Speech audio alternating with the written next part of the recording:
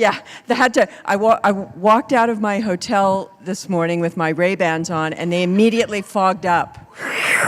I went, whoa, we're not in LA anymore. Yeah. And I just came from Arizona, where it was 120 degrees. Well, in Arizona, 120 degrees is like a South Florida 80. It really is. I don't know, but they say that, but trust me, I watched my son play baseball in that heat, and that was crazy.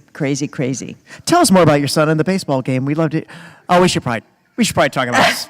I could talk all day about baseball. Well, we should probably talk about Star Trek and Pet Sematary. Tell you what, let's start from the beginning. Tell us a little bit about yourself and the early years that got you into it. What led to the Black Sabbath video? Oh, you little sneaky guy. Black Sabbath. I haven't got it now, but I had very, very long hair long time ago. Yeah, I had like a perm going, if I remember that video. It's funny, I just saw that video a couple weeks ago. Ever? No. You just resaw it. No, I saw, I was up in Seattle about a month ago.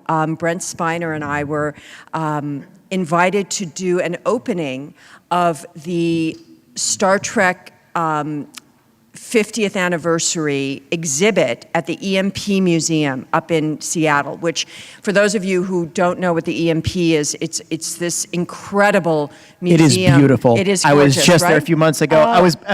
The Star Trek hadn't opened yet. Okay, so but I saw all the other fantasy sci-fi stuff. Yeah, it's amazing. So the EMP Museum is built by Paul Allen, who started Microsoft with Bill Gates, and he is a huge pop culture, rock and roll, sci-fi fan. So he has collected so much Star Trek memorabilia, and he's done an exhibit, an ongoing exhibit that'll run for a couple months up there. It is the coolest museum in the world. Yeah, I would call it that. Yeah. Wow, that's huge. So anyway, while up there, I was waiting in the green room for a Q&A, and so for some reason we started talking about the music videos I've been in.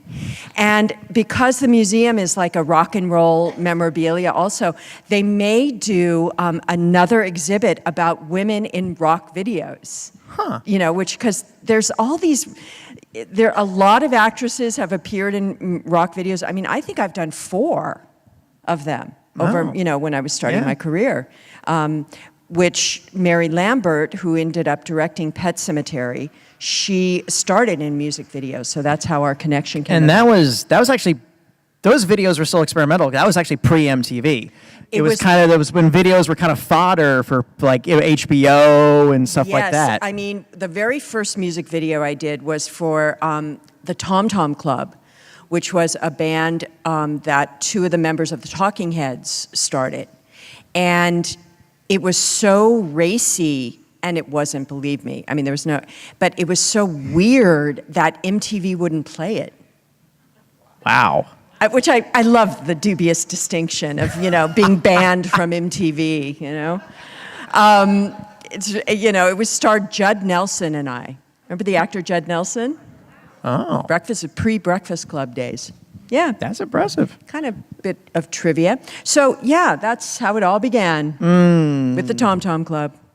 You got into that, and then you were dabbling in soap operas as well for a little while, right? So when I started, I was going to acting class. I was just trying to get any gig I could get, and one of the what got me my Screen Actors Guild card before I worked on Days of Our Lives, I did a little couple episodes of The Days of Our Lives. Like sands through an hourglass, so are the days of our lives. And, but before that, I was dating, who would become my husband, a guy named Jeff Edwards, and his dad was Blake Edwards, the film director. So Blake had done this film called 10. Now, how many of you remember the movie 10? Oh, thank you, God. I talk to people and they have no idea what I'm talking about, okay? Thank God somebody from the 80s is still here. Okay, so I was too young to see it in the theaters, just but don't oh talk boy, to when me. HBO came around. Yeah, 10, okay. Mom and Dad are in bed. Turn the TV on.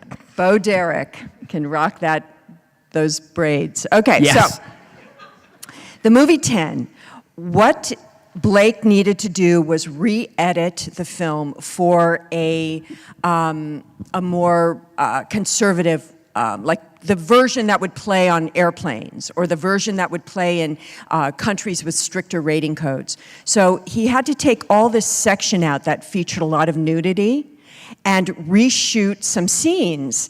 So I became the collective hot chick in the movie.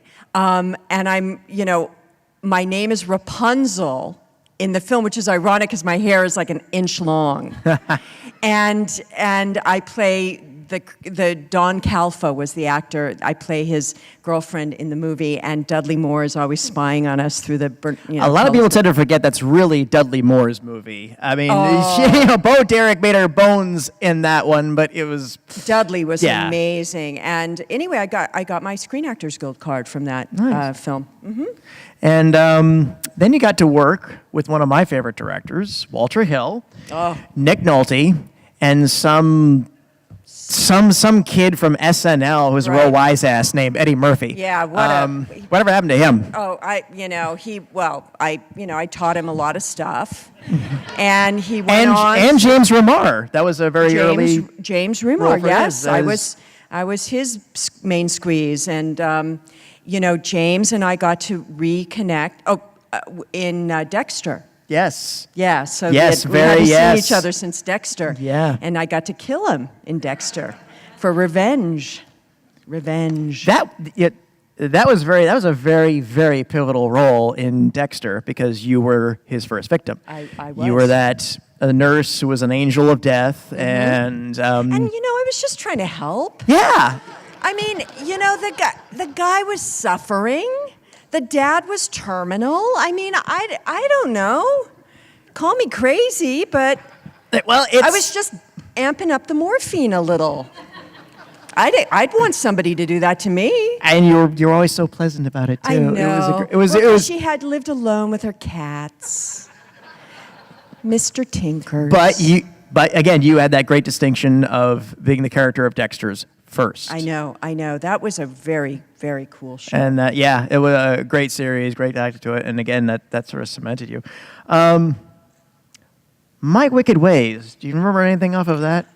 Whoa, you are shaking out the cobwebs. Whoa. I know. Well, for those of you who don't know, My Wicked Ways was based off of Errol Flynn's autobiography, My Wicked Ways. And that's right. Yeah, the TV movie. And again, I was a huge Errol Flynn fan back then in the day, so Oh man! And I had no idea he was that much of a rapscallion. Oh, he was big time. And as a matter of fact, my husband has a great story about Errol Flynn. Really? Errol Flynn was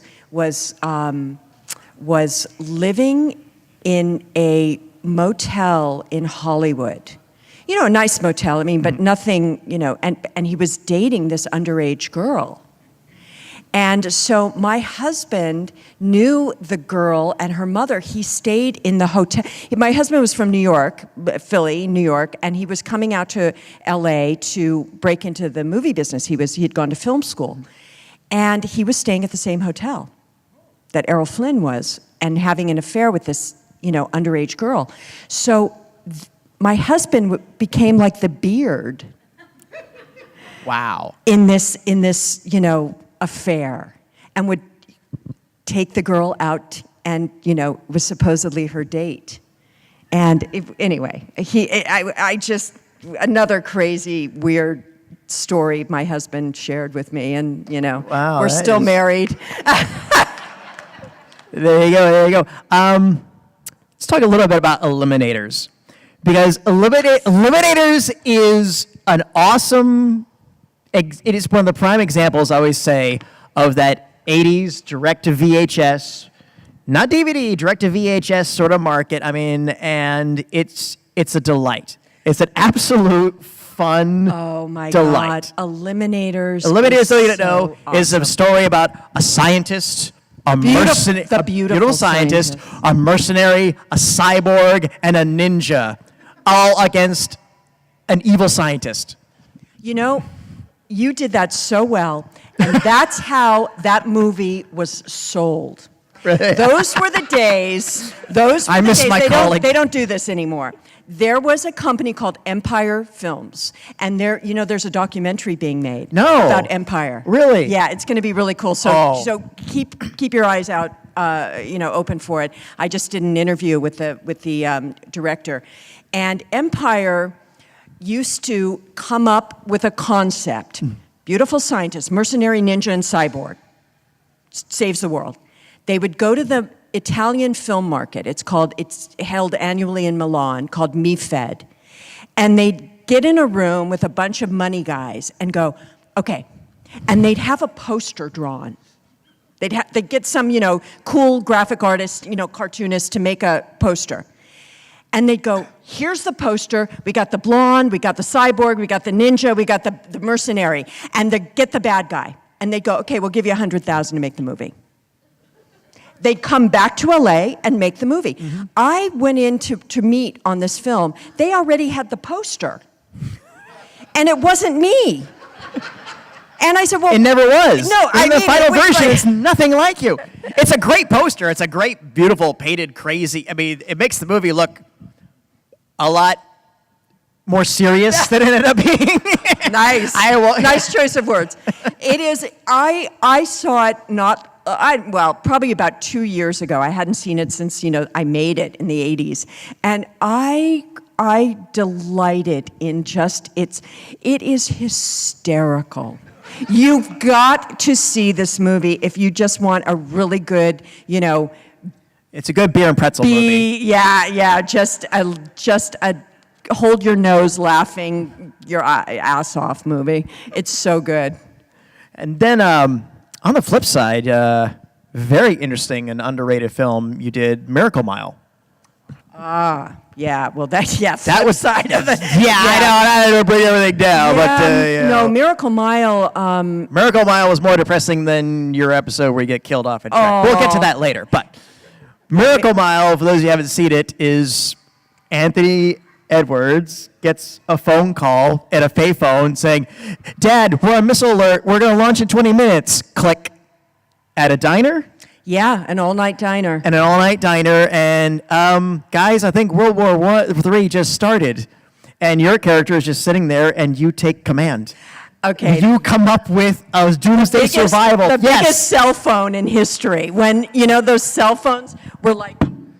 Not even the size of a brick. It's the size of a cinder block. I open my briefcase and I get, like the president on the phone and just order helicopters to get us out of here. Like I'm the only one that can handle things. Yeah. And it's just this weird eclectic group of, there's like 2 trash collectors who are ending their shift. It's like 3 a.m. I'm a stockbroker, but dealing with like the biggest stocks in the world. So I'm up at 3. There's a couple waitresses, a cook.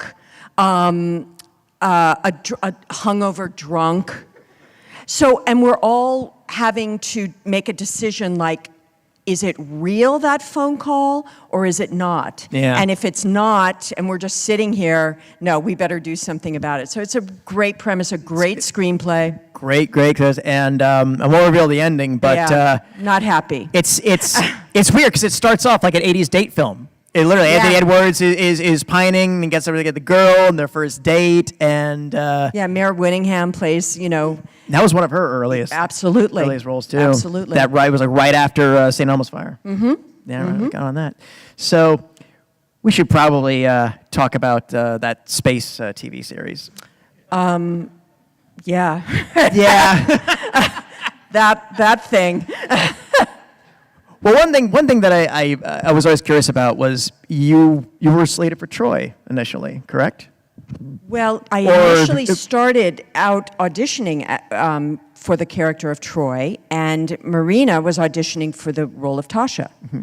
So somewhere in the middle of our many auditions, I think I read for it maybe 5 different times, they switched us, and that's what it became. Yeah, Troy was described quite differently than, she ended up being played by Marina. She was more like of a sort of like Icelandic, ice princess who was just very cerebral and cool. And, we had nothing to go by. All right, then. Do a reading for us, then. Okay, if you're Troy, Captain, he's hiding something. I'm not going to act right now. What are you, insane? Marina was always saying all her interviews, she got tired of just like, Captain, he's hiding something. That was it. Well, But of course, but you had some issues as well, which led, Well, yeah, the first season, is sort of all over the place. And it's, oh my God, there are some classic shows. When you go, Code of Honor being one of my, while I was making Code of Honor, I kept saying, is anyone watching that? Has anyone read this script? This is not going to get on the air. That to this day, that one's kind of hailed as the one that almost broke the bank. Oh, and then the other one when we're all running, like they're wearing hot pants and everyone's like running, because they're all so physically fit. Oh, and the world where they have sex. Yeah, it's so weird. There's some of this stuff, and granted, that's not the problem. What was troubling me is that I was really concerned that, and again, we shot 26 episodes a season. You think now television shoots 13 or 12. Ray Donovan, I think, shoots 12 shows a season. It was so much time and energy spent, and so many episodes were going by. I was just simply, standing on that horseshoe, going, aye, Captain, if that. Mm-hmm. It was getting so frustrating that I asked if they could just make a mock-up of my legs and just stick them there. So it looks like I'm standing there, and keep the camera below, so you just see Patrick and Jonathan and Brent and everything, and just because I have no dialogue, you don't just put my legs there. And they thought I was kidding, and I'm going, no, I mean it. Just put them there. I'm only like 10 minutes away by car. If you need me, I'll get over here. But it was just so. That's when I said, and it wasn't an overnight decision. I talked to, obviously my family, the other actors, the writers. Where is this going? Is this going to get any better? And Gene basically said, it's not going to get any better. I would be lying to you, and I totally understand your frustration. Well, and I guess in retrospect too, there was so much that they were making up as they went along. That was such a brand new enterprise, no pun intended. Mm-hmm. And they were still trying to figure out the formula. It wasn't until really in third season, Next Generation, right. It's solidified. Michael Piller came along, and when they got rid of the onesies. Or did you ever? I think there are maybe one or two shots when Marina's in the skort. Oh yeah. I actually had a skort. I went no. Tasha Yar is not a skort girl. I'm booked for the New York Comic Con, the Star Trek up there, and I'm an MC for it, and I'm wearing a skort. I'm wearing a male skint, the skort, on stage. God, I can't wait. There you go. Don't worry, I'll come by and model it for you, I promise. Oh yeah. But yeah, it's. I think when I was watching it as a kid, and of course in Starlog magazine, we heard you were leaving the show and stuff. I think for me as a fan, if you're going to be killed off, fine. I just wanted to go out in a blaze of glory. You always want the heroes to go on down, right, and not in the beginning teaser. Yeah, right. Well, I know, and obviously, of all the characters, she's the chief of security. She would have fought, her blazing battle, but they wanted to have it be so shocking and so indiscriminate, and that, but it kind of backfires. But thank God I get to come back in yesterday's Enterprise, because she kind of redeems herself, and it becomes an interesting, plot point in a way, because she basically goes, I died a meager That's true. She found out in this yeah. other universe, I die for nothing. Yeah, like, so A sentient tar pit. Let me fix this, you know? Yeah, absolutely. Because again, one of the things that, and this was inferred in it too, the character's background, because more so than Worf, actually, you came from a very un-Federation, un-Roddenberry dream world, crime world, and when your character had said rape gangs, right? That was opening the doors to some concepts that had never existed previously in Star Trek. And yeah, that's right. That again, unfortunately, coulda, woulda, shoulda. There was the meat in the refrigerator. I know. You could have run with it. I agree. There was a lot there, and that's certainly what was enticing me, and then ultimately was so frustrating because they weren't doing it. When for the timey-wimey for bringing you back, how did that evolve? Did you for me to come back in yesterday's Enterprise or Sela? Well, let's start with yesterday's Enterprise, which was a complete left field. Whoa! Completely for me too. I mean, I got a call from Rick Berman, the exec producer, and said, we have a script that brings Tasha Yar back. Would you want to do it? And I said, well. It's not like one of those tacky, it was all a dream kind of things. And like the season of Dallas. Yeah, right. It wasn't, you're not doing Dallas in space. And he said, no.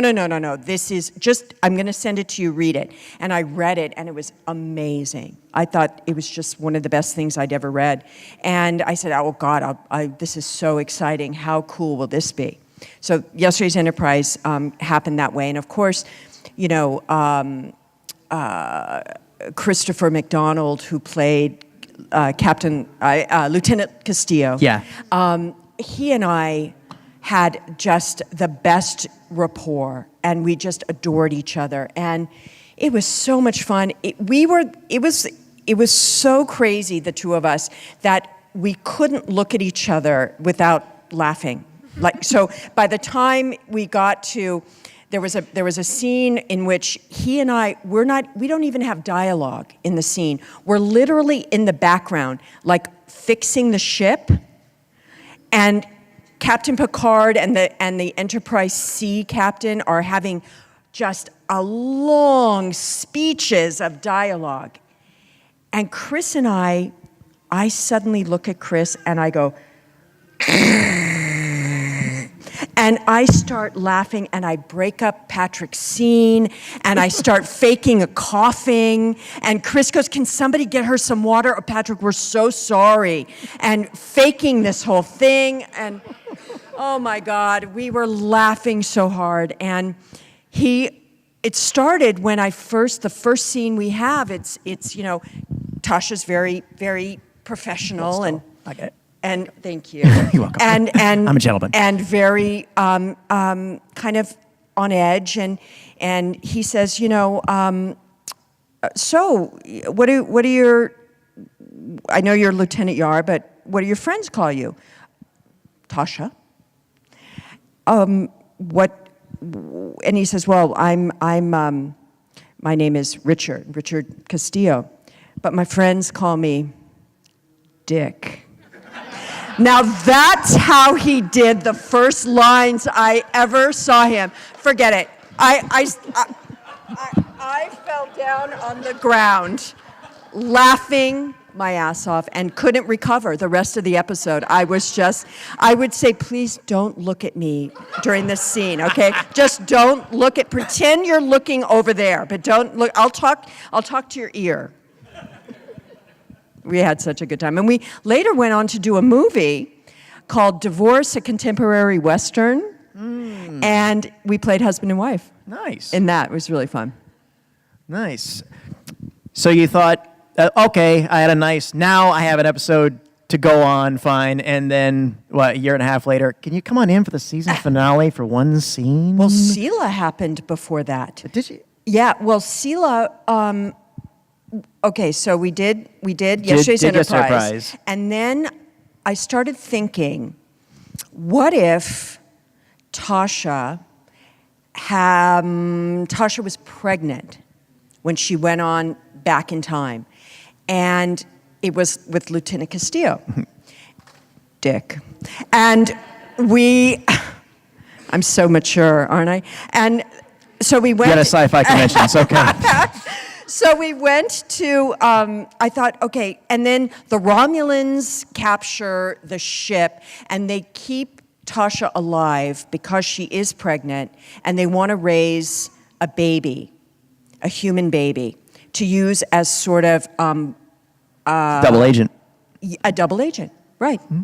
Or a bartering chip, sure. With the Federation. Which is totally something Romulans would do. Exactly. I could totally. Klingons, no. Romulans, yes. I pitched this story to Rick Berman, and he said, let me think about it. And I thought, okay, nothing's ever going to happen with this. And a couple months later, he called me and he said, we're doing the story. Great. And that's how Sela kind of came together. And one of the great recurring villains is almost too harsh of a word. I say adversary. Yeah.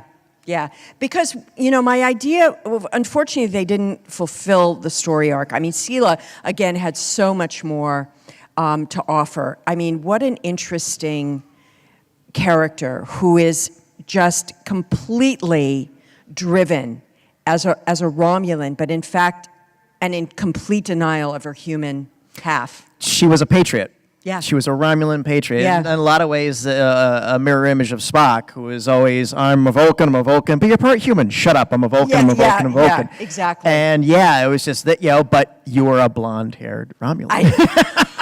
A blonde Romulan. It looks so. I don't know. Have there ever been any novels, any of the stuff that have gone into the character more? Or if not, you should write one. I know, right? Of Sela, you mean? Sela, Sela, or maybe the end of time, because the end, all we really knew was, she died in a prison camp or whatever. And I keep imagining in some expanded universe story, there's got to be at least one thing where she tries to bust out. Well, what's interesting is, Star Trek, I don't know if any of you guys play Star Trek Online, but Star Trek Online kind of took it further. Kind of was able to really expand on it. Oh yeah, I mean Sela is the Empress of Romulus, and she's doing all kinds of crazy stuff behind the scenes, and there's it's really a rich tapestry for her, and it was nice because it kind of allowed me to continue that. Yeah, it was sort of aborted in Star Trek. It was nice that you left, and then you found this, and you were able to come back to it in a positive note, and then all good things. Right. That wonderful scene, just you and Patrick, I know. From just talking about right before he's getting on board, and weirdly enough, my favorite scene in that whole episode is just when he zones out and just like, red alert, and then you're like, you heard him. It's like no, it doesn't. The captain said red alert. You shake your asses, and that includes you and the skins. Right. Come on, what happened? I go away for a couple seasons, you guys fall apart. So, all right, this young, come on, You've lay been it so on us. patient. Is that on? Here, you can use mine. Oh, it's on? Hers?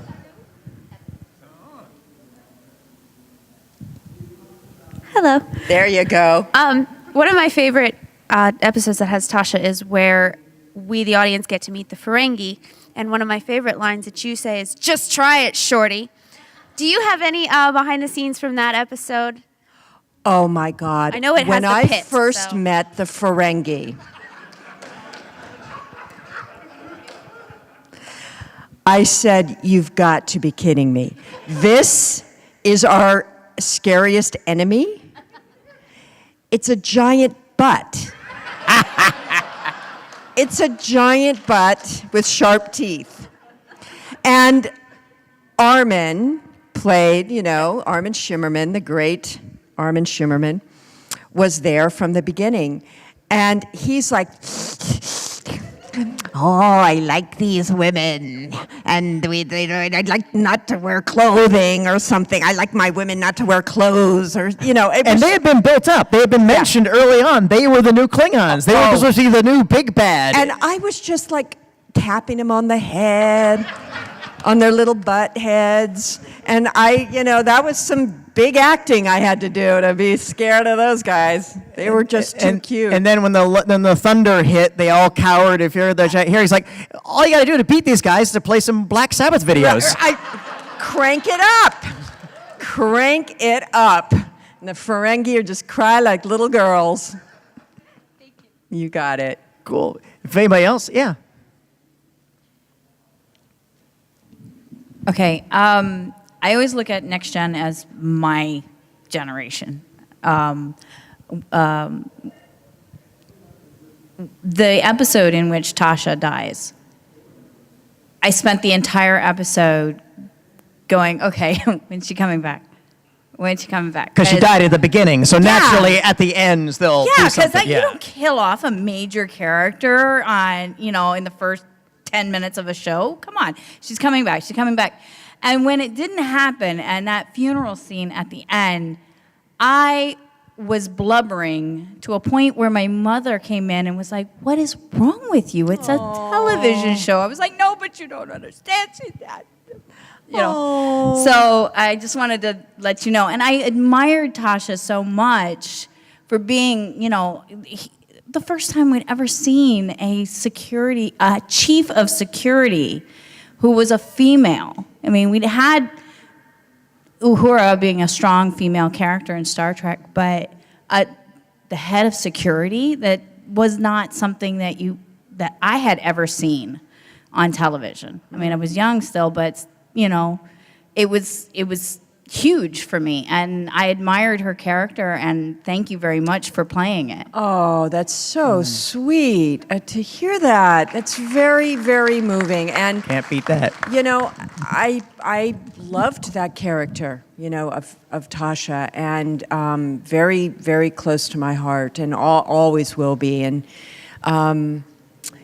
I think probably for a lot of young kids who are watching, that was maybe their first real introduction to kind of death and, experiencing something like that. So I think it probably was incredibly impacting and powerful. The way they did that hologram, that scene, I tell you, that was something to shoot because,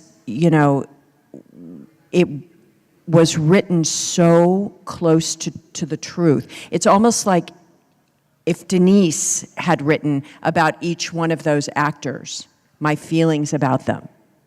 And it was really tough. The entire crew wore black armbands during that shoot. We tried. Fortunately, what was a saving grace was it wasn't our last episode. We had to invert the episode when it was airing in sequence that aired right before. So if you see me, I'm waving goodbye as the doors shut in, what episode is that? It's the one right. Somebody out there has to know. Come on now. It's the one before Skin of Evil. Is it Arsenal of Freedom? I think you might be right. When Gates, so the script was ready for Skin of Evil before Arsenal of Freedom was ready. So we had to shoot Skin of Evil first, but obviously it aired, last. So that's why in the Arsenal of Freedom, which was actually my last shot, that I thought would be my last shot. Picard and Gates, McFadden are walking out, and I waved goodbye behind them, and they had to use that shot. Wow. Oh. Is it symbiosis? Oh. Thank you. Like, dude. A Trekkie back there. Well, at least there's one in this planet. Yeah. You guys, come on. I'm worried here. What happened? What do you got, young lady? What was it like working with people on The Walking Dead? Oh, a Walking Dead fan. Yeah. I was going to get to that, but I figured somebody out there would. Yeah. Oh, horrible. No. They are just delightful. It was such a great experience and fun, and I had no idea what I was walking into. They never gave me a script. They're very, I had to sign huge non-disclosure contracts. I couldn't tell anyone I was shooting The Walking Dead. They're very notoriously strident They're about their very secrets. protective. I've interviewed lots of Walking Dead actors said, yeah, they're always just all about, usually the non-disclosure is this thick, theirs is that thick. Yeah, they just, but the actors are fantastic, and I really, believe me, I believe it starts with Andrew Lincoln. He is just so warm and gracious, and as soon as I got to my first day, I walked into the makeup trailer to, I try on that wig, and he just jumped up and gave me a huge hug and said, "I'm so glad you're here." I kept thinking, God, does he think I'm like Meryl Streep or something? Maybe he's confused. But he was just so very warm and welcoming, and everybody's just really professional and cool and happy to be there. What are you dressed as, by the way? I'm just a CL Phantom Hive from Black Butler. Black Butler, okay. Oh. Yeah. We were talking about the earlier previous one. That's like the latest. That's what all the cool anime kids are watching now, Black Butler. Oh, okay. Cool. Let's talk a little bit about the documentary, Trekkies. How did that come about? Wow.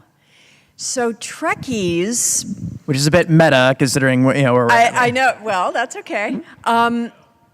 Trekkies came out of my experience, like I'm having here. So here I joined the cast of Star Trek, and we start getting invitations to go to conventions. So I've never been to a convention in my life, and just am kind of beginning to just be amazed at the stories I'm hearing, the people I'm meeting, the passion and the excitement. How deep it all runs. Yeah, the relationships that are made, the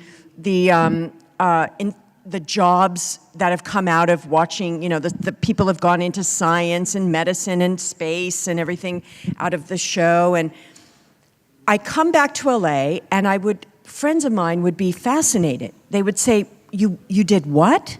And I said, well, I went to a Star Trek convention. Really? They have those? Yeah, it's amazing. Well, what do you do? Well, we have a panel, and I sign autographs. You do? And people ask you questions? Yeah, what kind of questions? Well, questions about, my experience on the show and what I like, and really. Black Sabbath videos? Yeah, you're onto that. And so friends of mine who had never seen an episode of Star Trek were fascinated that there's a convention and that people go to Star Trek conventions. Now this is going back to the, right when the show was on in the late 80s, early 90s. So something was shifting. There was a climate that was changing. Comic-Cons were starting to, it was like getting bigger and bigger. Hollywood was buying Marvel and DC titles. They were making movies. It was like Bill Gates was putting on Spock ears and going to board meetings. It was suddenly okay to let your, nerd flag fly. And I thought, somebody's got to make a documentary, because Star Trek is the, granddaddy of them all. That's Yes. where, cons began. And I just couldn't believe that nobody had even sort of copyrighted the word Trekkie.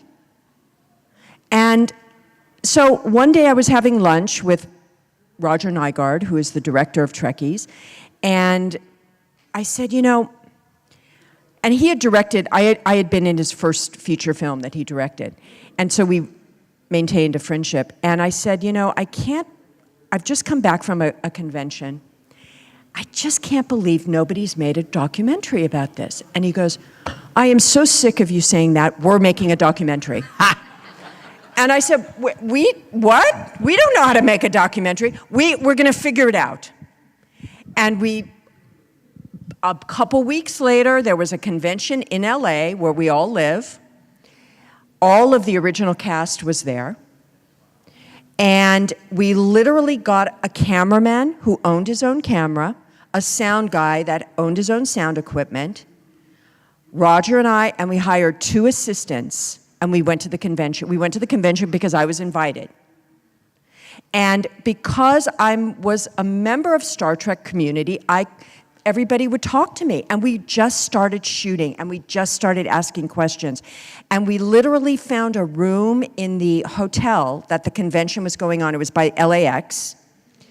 And we set up some lights, and we asked George, and we asked Nichelle, and we asked Jimmy Doohan, and we asked DeForest if they would come in and sit down and talk to us. And we literally were stealing paintings off the hotel corridor, and we changed the painting behind Jimmy. We'd take that painting off and put a plant from the hallway behind Nichelle. We'd move the plant, we'd find like a bronze sculpture of a horse and put that behind George, So it looked like, we actually were in different places. And we just started, they would feel free to talk to me.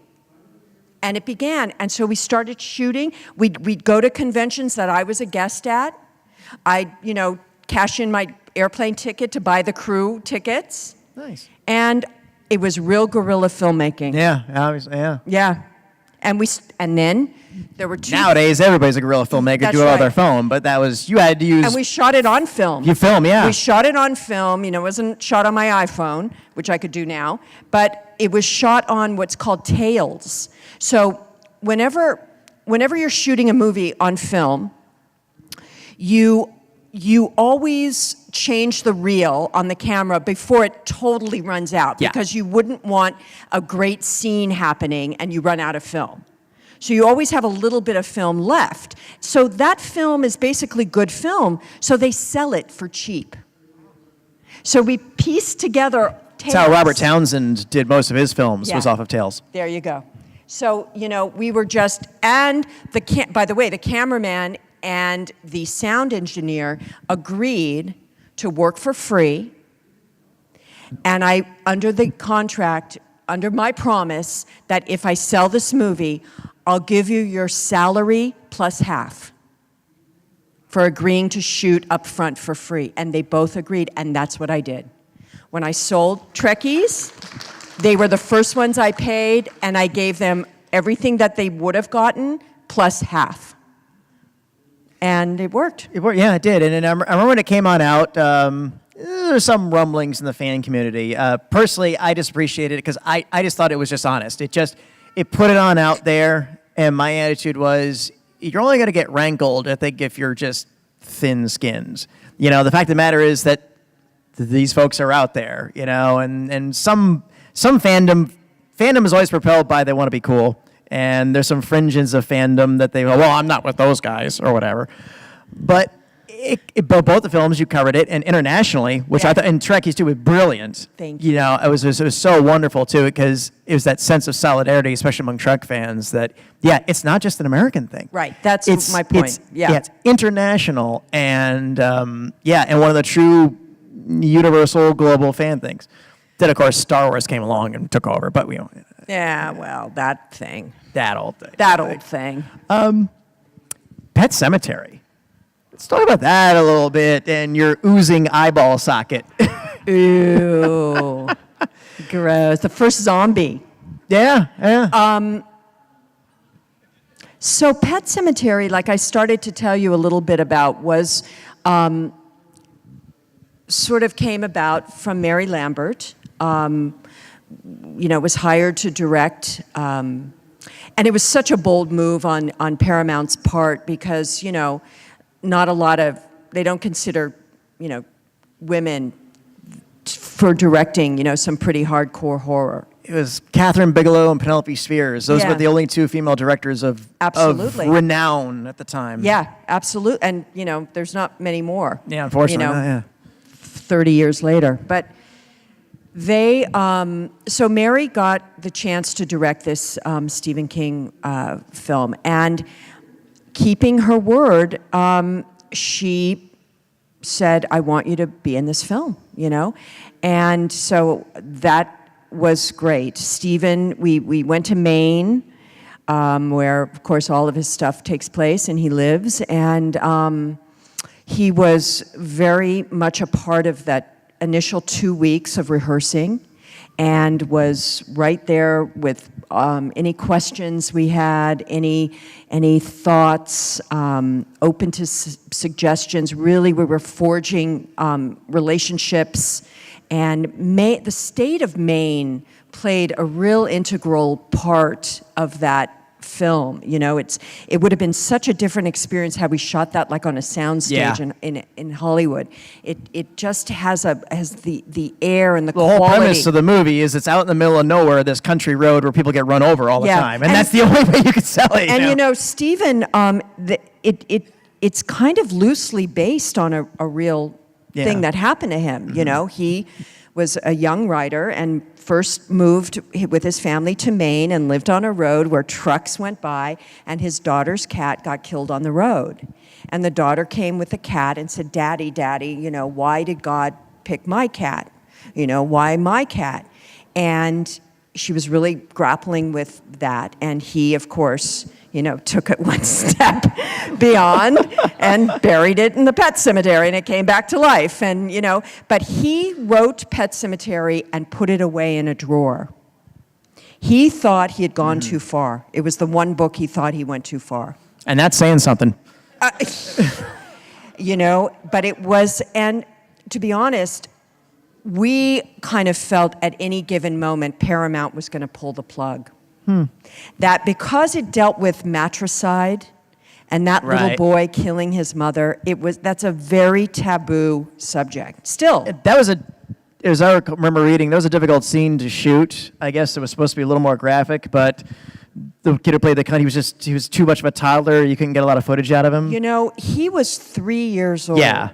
And I was so, you know, Mary Lambert did a genius thing by shooting that film almost in continuity, which is never done in, you know, you shoot all over the place in films.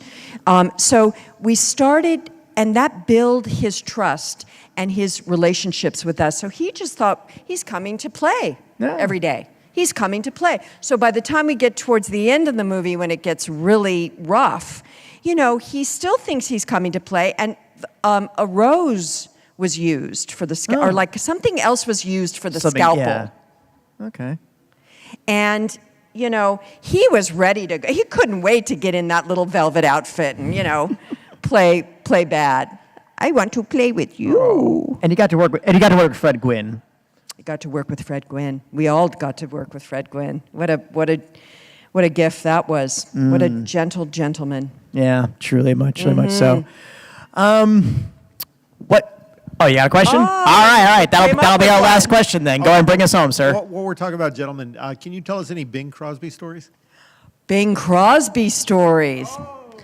You know, for me, he was a non-entity in my family, you know, only because he just kind of ignored his entire first family. And, you know, so I kind of know about it, you know, have as much relationship to him as you do, you know, sadly. I mean, the close, you know, and unfortunately he died when I was pretty young, so I wasn't able to be old enough to reach out and say, you know, what are you doing? Why are you ignoring your grandchildren? I mean, I'm his first grandchild. But, you know, different era, different time, not obviously had some struggles with his first boys, you know, one of which was my dad. And, you know, too bad. But the interesting thing, my son plays baseball, as I was telling you, and we went up to Gonzaga, where he went to school, up in Washington in Spokane, to look at the school. And so they have a Crosby museum up there now, you know, because he lived in a house that is now the campus owns. So it was like right adjacent to the campus. And so my son and I were walking through the old building, the historical old building, where the hallways are lined with team photos that have played in the school. So we walked by and they said, "Would you like to see your grandfather's baseball photo?" And I said, Wow. Yeah, I didn't even know he played baseball. Oh, yeah, he was on the Gonzaga baseball team. I said, my God, let's see. So I see this, really old photo, and we're looking, and I go, oh, my God. My son's number is the same as my grandfather's. Whoa. On his jersey. We went, ooh, creepy. So that's kind of a nice little, through line there. Yeah, Well, there you thank go. Well, there you go. Well, unfortunately, that is our time. What's coming up next for you? So that we the could keep fourth and how can we? season- Do you have any social media outlets we can follow you at? Yes, I'm at the Denise Crosby on Twitter. That's pretty much Facebook. I don't. My Twitter will go on to my Facebook, but Twitter I kind of play around with. I'm not that I'm not Will Wheaton, okay? But I don't care what beer you're drinking this afternoon, okay? Okay. Got to be something better for Twitter than that. Okay. I love Will. I love that Will Wheaton. He's not here, is he? Okay. He's so masterful at this stuff, different generation. So do that, the Denise Crosby, and it's verified, so it's really me. Ray Donovan is up now, yeah, fourth season. yeah. Just premiered. So I've done some of that this year, and I have a Lifetime movie coming on July 10th, around the corner, called The Watcher, and it's also with Erin Cahill, who is the pink Powerpuff. No, the pink Power Ranger. I didn't. That's I was okay. Old. There's only been about 150 I of know, them. I guess so. I don't know. But I think she's like the main pink one, right? That's okay. She's at a convention. She's at a convention going right now with Denise Crosby, one of the Star Trek people. Right. She'll go. Yeah, she was on that thing. I don't know. It was a Trek. Space thing. Track. Space Track. Well, Denise, thank you so much for spending time with us. Ladies and Thank you, gentlemen, my give her a darling. round of applause.